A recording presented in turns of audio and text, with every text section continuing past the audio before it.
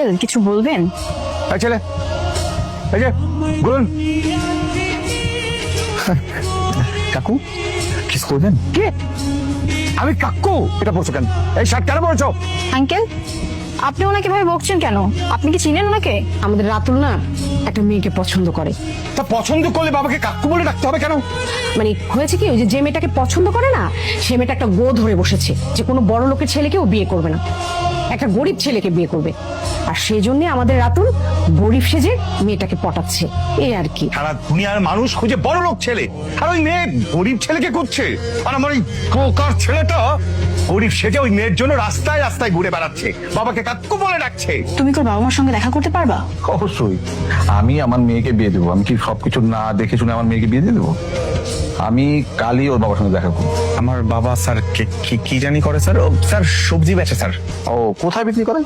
Sir ওই বেচে sir, ওই যে আমিন বাজার, কাঁচা বাজার মার্কেট আছে না স্যার? আচ্ছা শোনো না, আমি কালকে একটু তোমার বাবার সঙ্গে দেখা করতে চাই। অবশ্যই স্যার। আচ্ছা, ইনি তোমার বাবা? জি স্যার। জি ভাইজান, সালাম আলাইকুম। ওয়ালাইকুম আসসালাম। স্যার আমার বাবা কিন্তু ছোটবেলা থেকে সবজি বেচে অনেক কষ্ট করে আমার এত বড় করছে স্যার। আচ্ছা আচ্ছা আচ্ছা, আপনার যদি আপত্তি না থাকে আমার মেয়ের সঙ্গে আপনার ছেলের বিয়ে দিতে চাই আমরা। মানে আপনার কোনো আপত্তি আছে? না না না না, কোনো সমস্যা নাই। স্যার কি চা খাইবেন? রাজমা, তুমি তুমি এই পোশাক কেন পরেছো? বউ আসেনি আজকে? না, ছুটি দিয়ে দিয়েছি। কি কেমন লাগছে আমাকে? বুয়ার মতো লাগছে না? কারণ হচ্ছে এই কয়দিন আমার বুয়ার ট্রেনিংটা হয়ে যাবে।